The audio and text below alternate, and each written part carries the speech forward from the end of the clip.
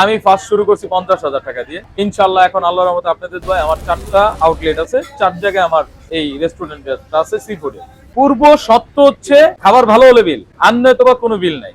আপনি মাছ খাবেন, লবণের কমপ্লেইন করলে বিল নাই।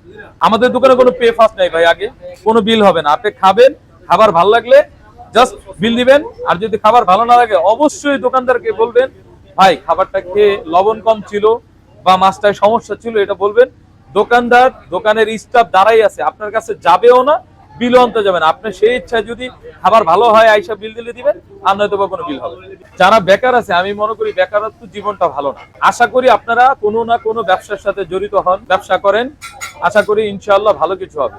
বেকার থাকা থেকে ব্যবসা করা বেটার।